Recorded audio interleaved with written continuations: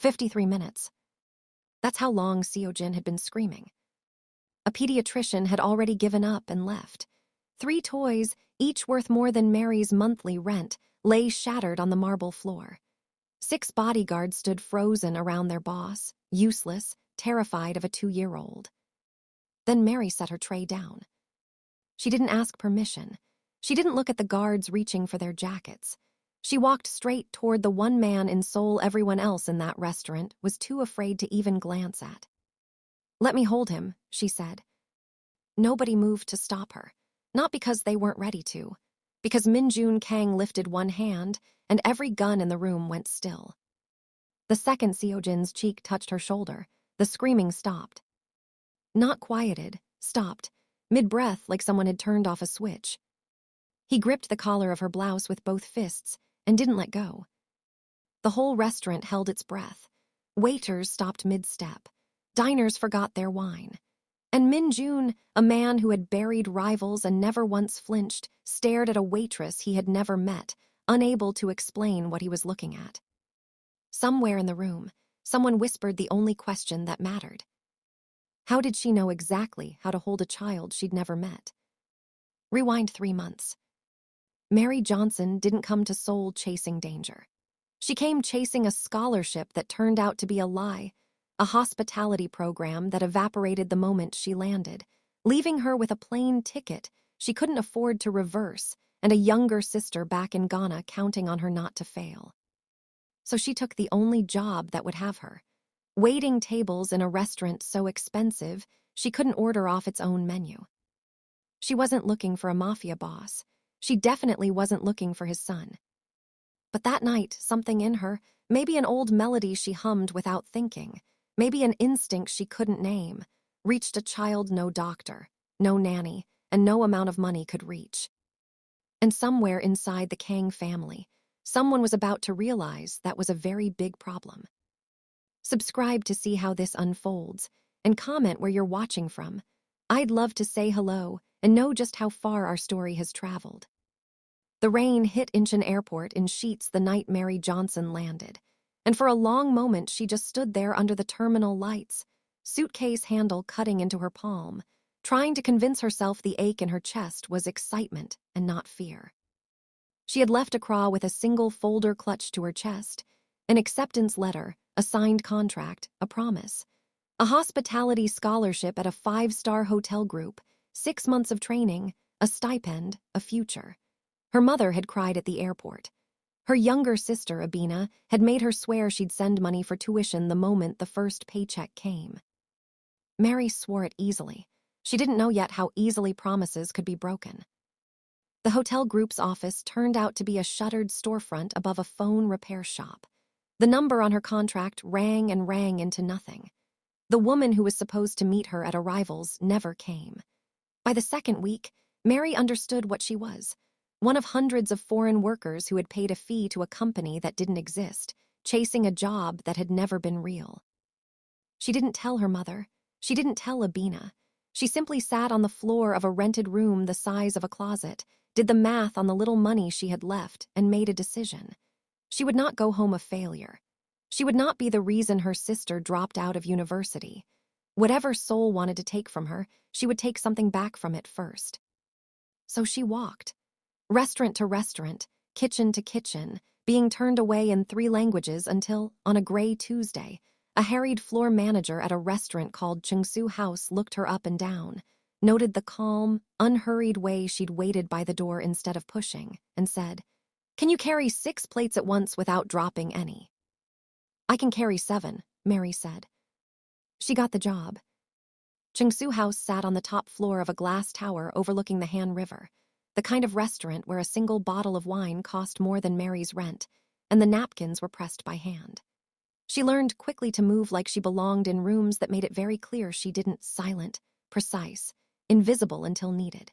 She learned the Korean words for excuse me and of course, and right away before she learned the words for anything she actually wanted to say. She sent almost everything she earned home. She ate rice at midnight standing at her kitchen counter and told herself this was temporary. This was just the middle of the story, not the end of it. She had no way of knowing that the middle of her story was about to walk through the restaurant's front doors, carrying a screaming 2-year-old and 6 armed men. It was a Thursday, raining hard enough that the windows blurred the skyline into smears of gold and red. Mary was refilling water glasses at table 12 when the doors opened and the entire restaurant seemed to inhale at once. She didn't know the name Min-joon Kang yet. She only knew that every staff member near the entrance suddenly found something urgent to do elsewhere, that the maitre d' turned the color of the tablecloths, and that 6 men in black suits fanned out around the entrance like they were securing a border, not a dinner reservation.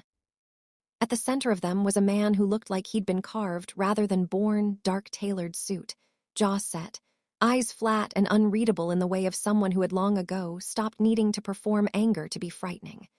And in his arms, wrapped in an expensive blue coat, was a small boy shrieking with a rawness that didn't sound like a tantrum. It sounded like grief.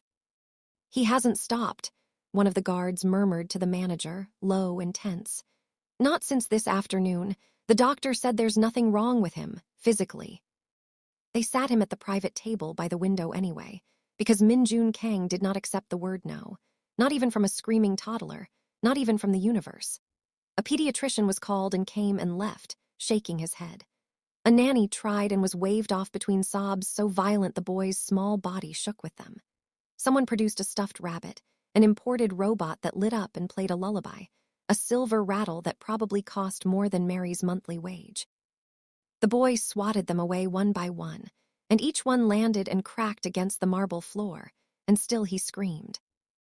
Mary stood by the kitchen door with her tray forgotten in her hands, and something in her chest twisted painfully, the same twist she felt when Abina used to have nightmares back home and no one but Mary could get her to stop crying. She recognized the particular shape of that scream. Not hungry, not tired, afraid of something no one in the room could see or reach. 6 armed men, a boss no one dared question, and still, nobody in that entire glittering restaurant knew how to hold a child. She put her tray down. She heard someone hiss her name behind her, "Mary, don't." But she was already walking, past the frozen waiters, past the maitre d', whose hand shot out and then dropped because he didn't actually have the courage to grab her, past the wall of bodyguards whose hands moved instinctively toward their jackets. She stopped an arm's length from Min-joon Kang and did not look at his face, only at the boys. "Please," she said quietly, "let me hold him." For one full second, nobody breathed. A guard's hand was half inside his coat. The manager looked like he might faint. And Min-joon Kang, who had not shown an ounce of hesitation in over a decade, looked at this stranger in a white blouse and a black apron and did something none of his men expected. He lifted one hand, palm out, and every gun in the room went still. Then he held the boy toward her. The moment Seo-jin's small body touched Mary's shoulder, the crying didn't taper off. It simply stopped, mid-breath, like a switch had been thrown somewhere deep inside him. His fists closed around the collar of her blouse. His face pressed into her neck.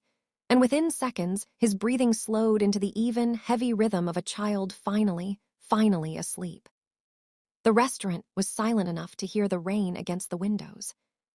Mary stood there rocking slightly on instinct, the way she used to rock Abina, and slowly became aware that every single person in the room, the guards, the manager, the other diners, and most of all the Mafia boss standing in front of her, was staring at her like she'd just performed a miracle nobody could explain. "How," Min-joon said quietly, "did you do that?" It wasn't really a question. It was closer to disbelief spoken aloud. "I don't know," Mary admitted because it was true. She'd simply seen a frightened child and forgotten to be afraid of the men around him. Min-joon studied her for a long moment, the way a man studies something that doesn't fit any pattern he's used to reading. Then he looked at his sleeping son, whose fists were still curled into her blouse like he had no intention of ever letting go, and something in his expression cracked open just slightly. Not softness, not yet, but the first thread of something he clearly hadn't expected to feel that night. "He hasn't let anyone hold him like this," Min-joon said, "in weeks." "He was scared," Mary said simply. "Not sick, scared."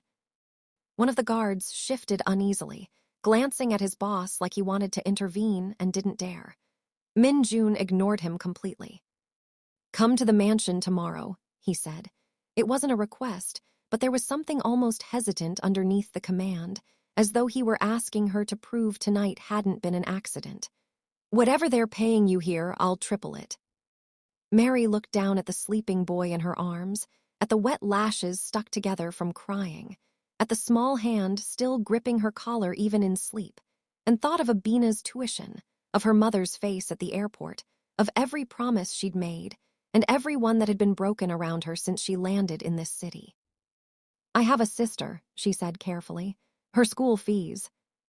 "Whatever it costs," Min-joon said before she could even finish. He stopped, glanced at his son, and for the first time all night his voice lost its edge completely. "Just make him feel safe again." She should have been afraid.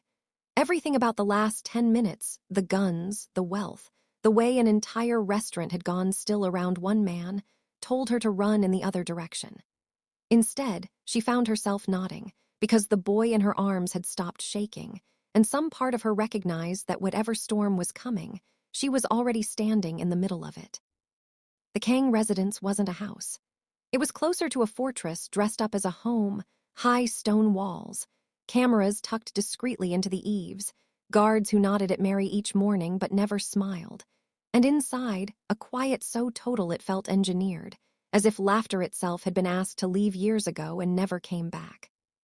Seo-jin's room was the only one in the entire mansion that looked like it belonged to an actual child, toys scattered with the specific chaos only a toddler could create, crayon drawings taped crookedly to the wall by a nanny who'd long since given up trying to keep him calm any other way. Mary learned his routines the way she'd learned to carry 7 plates at once, quickly, carefully, without being told twice. He slept best with the hallway light cracked open. He refused vegetables unless they were cut into stars. He wouldn't nap unless someone hummed to him. And strangely, he seemed to already have opinions about which tune he wanted, going quiet only when Mary sang something soft and wordless that she hadn't even realized she still remembered from her own childhood. Min-joon watched all of this from doorways, arms crossed, saying little. He was not a man built for warmth, Mary realized quickly. His voice stayed flat even when he was clearly relieved. His face gave away almost nothing. But he watched his son sleep peacefully for the first time in months, and something in his shoulders loosened that Mary suspected hadn't loosened in years. "You're good with him," he said one evening, appearing in the doorway so quietly she startled. "He's easy to be good to," Mary said. "He just needed someone to stop being afraid of him." Min-joon's jaw tightened slightly, like the comment had landed somewhere he didn't want it to. "Everyone in this house is afraid of something," he said, and didn't elaborate and walked away before she could ask what he meant. Not everyone in the house looked at her the way Min-joon did, though. There was a coldness from certain corners that Mary couldn't quite place. A housekeeper who wouldn't meet her eyes, an advisor named Director O who watched her a beat too long whenever she carried Seo-jin through the halls, a silence that fell in certain rooms the moment she entered them. She told herself it was simply distrust of the outsider, the foreign waitress who'd been elevated overnight into a house that ran on old loyalties and older secrets. But more than once, she caught someone standing just a little too still near Seo-jin's door after she'd already put him to bed. More than once, she felt eyes on her back in hallways that should have been empty. She didn't have proof of anything, only the same instinct that had once told her a crying child needed arms, not medicine.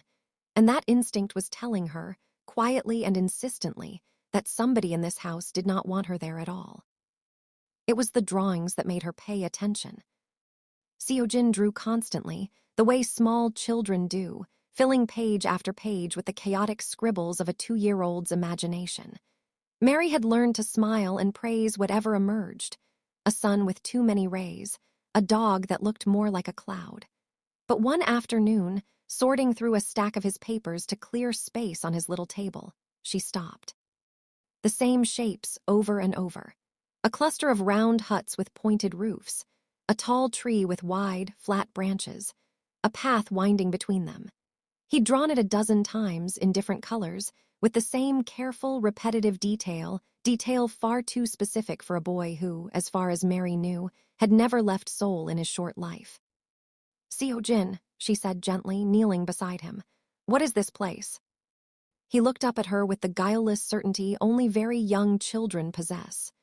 "Home," he said simply, and went back to coloring, as if that answered everything. She almost let it go. Almost. But that night, putting him down to sleep, she hummed the same wordless tune she always used, and Seo-jin's small hand reached up and patted her cheek and murmured, half asleep, a word that made her blood go cold. "Auntie Sunshine." Mary went very still. "What did you call me?" But he was already asleep, breathing evenly, and she sat there in the dim hallway, light turning the name over and over, because she had never told this child that nickname. She had never told anyone in Seoul that nickname. It was the one her father used to call her, half a world away, in a language this boy had no way of knowing. She told herself it was coincidence. Children invented names all the time. But the drawings kept appearing, the same huts, the same tree, over and over, and a small, persistent unease began to settle into her chest and refuse to leave. The photographs disappeared not long after. Min-joon kept a locked cabinet in the study, old family photos he rarely spoke about, going back to before Seo-jin's adoption. Mary had glimpsed it once in passing, while carrying him past the open door, a younger Min-joon, unsmiling even then, and beside him, blurred at the edge of one photo, a woman she didn't recognize. She thought nothing of it until she heard Min-joon on the phone one evening, voice low and uncharacteristically rattled. "I'm telling you the box is empty," he said. "Someone went through my study. Half of them are gone. The ones from before." He stopped abruptly, aware suddenly that Mary was in the doorway with Seo-jin asleep against her shoulder, and his expression shuddered closed so fast it was like watching a door slam. "Everything all right?" Mary asked carefully.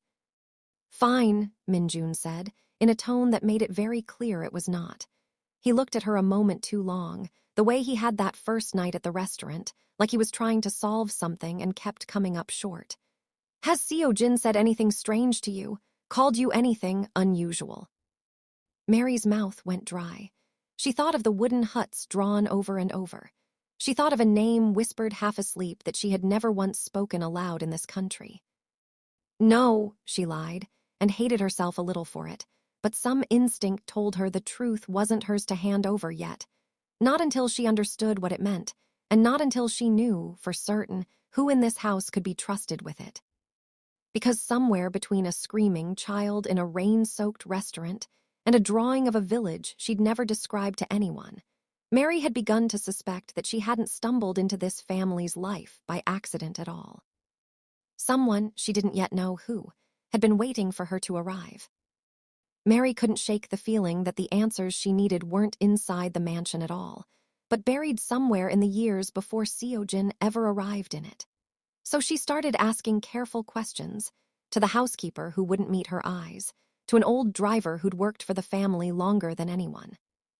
To anyone who might remember a time, before the walls of that house, had learned to keep so many secrets. The driver was the one who finally talked, hands wrapped around a cup of tea gone cold, voice low like the walls themselves might be listening. He told her that Seo-jin hadn't come from an orphanage the way the official story claimed. He remembered a night years ago, a rushed arrival, a baby wrapped in a blanket that wasn't Korean-made, and Director Oh personally overseeing the paperwork before anyone else in the household was allowed to ask questions. "Mr. Kang believed he was saving a child," the old driver said quietly. "Nobody has ever told him otherwise." Mary sat with that for a long time after he left. She thought of the huts drawn over and over on scrap paper. She thought of a nickname whispered in a half-asleep voice, a nickname from a mission her own father had once been part of, long before she was born, in a village he rarely spoke about except to say he'd helped protect a young mother and her child during a very dangerous time. She hadn't made the connection before because it had seemed impossible. Now it felt less like coincidence and more like a thread someone had been quietly pulling toward her for years. She brought it to Min-joon that night, choosing her words as carefully as she'd once chosen which plates she could balance without dropping. I think Seo-jin isn't who everyone believes he is, she said. Min-joon didn't explode the way she'd feared. He went very still instead, the particular stillness of a man bracing for something he already suspected was true. Explain, he said. She told him everything, the drawings, the nickname, the missing photographs, the driver's careful words. She watched Min-joon's face while she spoke, watched a man who had spent his whole life controlling every room he walked into slowly realize he had no control over this at all.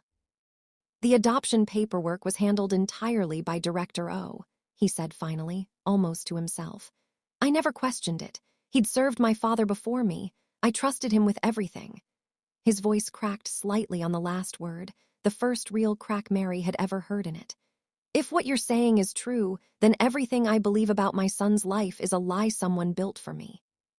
I don't know all of it yet, Mary admitted, but I think whoever brought Seo-jin into this house did it on purpose, and I think somebody doesn't want the truth to reach you. Min-joon looked at her for a long moment, something unreadable moving behind his eyes. Then we find out who, he said, before they decide you're a problem worth removing. He didn't know yet how right he was. It happened 3 days later, on an evening that had started so ordinarily Mary almost let her guard down. She'd put Seo-jin to bed, hummed the tune he loved, watched his breathing settle into sleep. She stepped out for barely a minute to fetch water from the kitchen. When she came back, his door was open and his bed was empty. Her scream brought half the house running. Guards flooded the hallway. Min-joon arrived white-faced, and it was Director O, calm, composed, terrifyingly unbothered, who was first to point out the obvious. She was alone with him, he said, voice smooth with false concern. The last one seen in his room, perhaps we should ask what she's done. Mary felt the ground tilt under her. I would never. She has no family here, no ties, no one to answer to. Director O's tone stayed maddeningly gentle even as his words worked like a blade. How much do we really know about this woman, Min-joon? Guards who had nodded at her every morning for weeks now looked at her like a stranger. Min-joon's face was unreadable, caught between the woman who'd healed his son and the mounting evidence being laid so neatly at her feet, and for one terrible moment Mary thought even he might believe it. I didn't take him, she said, forcing steadiness into her voice even as panic clawed up her throat. Someone wants you to think I did, someone who's had access to this house far longer than I have. It was the phone left deliberately on Seo-jin's bed that saved her. A message on the screen, sent from a number registered to a shell account, arrangements for a vehicle at a warehouse near the docks, timestamps too clean, too careless for a woman with no time to plan anything. Even in his shock, Min-joon was not a fool. He'd built an empire on knowing when something looked staged. This isn't her handwriting, he said quietly, staring at the screen. This isn't her account. This is someone who wanted me looking at her instead of them. He looked up, and for the first time that night, the fury in his eyes wasn't aimed at Mary. Where is Director O? Director O was already gone. They traced the shell account to an old shipping warehouse on the edge of the harbor, a building the Kang organization had used decades ago and long since abandoned.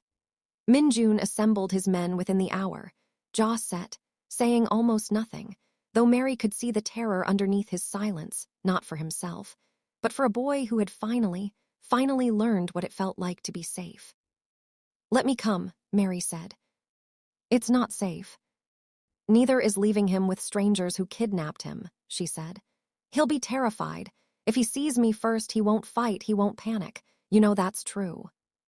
Min-joon looked at her for a long moment, and something in his expression, fear, maybe, or trust finally settling into place, made him nod once, sharply, and they left together into the rain. The warehouse was dark and smelled of rust and salt water, stacks of forgotten shipping containers looming like shadows in the flashlight beams. They found Seo-jin in a small side office, tear-streaked and shaking, held loosely by a nervous-looking man who clearly hadn't signed up for kidnapping a toddler. The moment the boy saw Mary, he screamed her name and threw himself forward hard enough that the man let him go on instinct.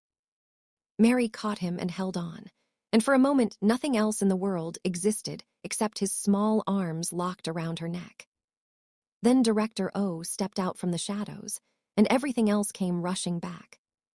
"You should have stayed a waitress," he said calmly, as though commenting on the weather. "You were never supposed to find any of this." "You kidnapped him," Min-joon said, voice low and dangerous. "Years ago, your own family's heir. You replaced him with another child and let me believe I'd rescued an orphan." "I did what was necessary," Director O said, and for the first time something bitter slipped through his composure. The real heir's mother was inconvenient, foreign, unconnected, easily disappeared. I needed a child in this house that no one would ever question, and an orphan with no family to come looking suited that purpose perfectly. I never expected. His eyes flicked to Mary with real venom now, that the nanny's family would be the ones connected to the boy's blood mother all along. What are the odds? "You knew," Mary said slowly, understanding arriving like a blow. "You knew who I was before I ever set foot in that restaurant." "I knew your father protected a woman on a mission years ago," Director O said. "I knew there was a daughter somewhere who might recognize things she shouldn't. I didn't expect fate to drag you into my own house to nurse the evidence back to health." He gestured, almost wearily, and the nervous man beside him moved to block the door. "It's a shame. You would have made a fine addition to this family, under different circumstances." Someone knocked over a lantern in the scramble that followed. Old wood and dry crates caught faster than anyone expected, flame licking up the walls of the office in ugly orange light. Smoke rolled thick across the ceiling within seconds. Mary didn't think. She turned her body around Seo-jin, pressing his face into her shoulder so he wouldn't see the fire, wouldn't breathe the smoke, murmuring the same wordless tune into his hair even as her own eyes streamed and her lungs burned. "This way," Min-joon's voice cut through the chaos, and she felt his hand close hard around her arm, hauling both of them toward a side door his men had already forced open. Guards flooded past them into the burning building, and somewhere behind her, she heard Director O's composure finally break into panic as the flames he'd never planned for closed in around his exit. They stumbled out into the rain together, coughing, and Min-joon didn't let go of her arm even once they were clear. Even once his men had wrestled Director O out through another exit in restraints. Even once the fire trucks arrived and painted the harbor red and white, and Seo-jin's screaming had finally softened into exhausted, hiccuping sobs against Mary's chest. "You could have run," Min-joon said quietly, staring at her like he was seeing her for the first time. "You could have saved yourself first." "He's a child," Mary said simply, like it was the only answer that made sense because to her it was. Director O confessed everything before dawn, the fire and the rain and the ruin of his own careful, decade apparently enough to break whatever loyalty he still owed to a lie he'd built himself. He gave up the names of everyone who'd helped him bury the truth years ago, the corrupt officials, the men who'd made a mother disappear, the falsified records that had let a stolen child become an heir. Min-joon recorded every word of it himself, hands steady even though Mary could see they were shaking underneath. By the time the sun came up over Seoul, the confession was already in the hands of prosecutors who had waited years for exactly this kind of evidence, and an empire that had run on decades of quiet corruption began, piece by piece, to fall. Min-joon didn't hesitate the way Mary expected a man like him to. He didn't try to protect what was left of his organization or bury what didn't need to be buried. He handed over everything: the ledgers, the names, the networks his family had built and maintained for years. And when reporters asked him why a man with so much to lose would dismantle his own empire overnight, he said only one thing: "Because my son deserves a father who chooses him over everything else. He always should have." The weeks after were quieter, softer, though not without their own kind of grief. Seo-jin had nightmares for a while, waking crying for the mother he'd never had the chance to remember clearly, and Mary sat with him through every one of them, humming the same tune, letting him hold on for as long as he needed. Slowly, the nightmares came less often. Slowly, his drawings changed. The same huts and trees still appeared sometimes, but alongside them now were pictures of a mansion, a garden, a woman with dark skin who he always colored with a bright yellow sun beside her. "Auntie Sunshine," he told anyone who asked, entirely unbothered by how the story had gotten there, only certain that it had. Min-joon offered Mary more money than she could have imagined the night they first met. Enough to buy a house.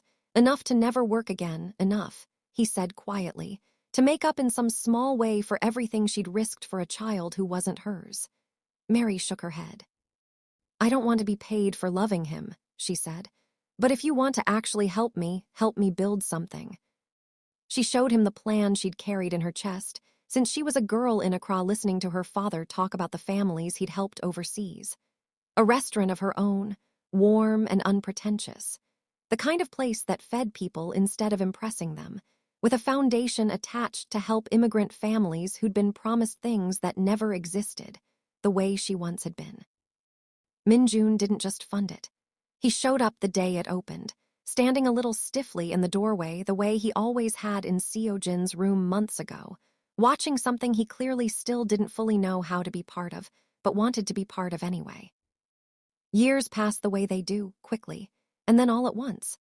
Seo-jin grew from a frightened toddler into a bright, sturdy child who ran through Mary's restaurant kitchen stealing tastes off spoons and calling half the staff by nicknames he'd invented himself. He still called her Auntie Sunshine, though now it was said with laughter instead of desperation, tossed over his shoulder as he chased the neighbor's cat around the dining room after closing hours.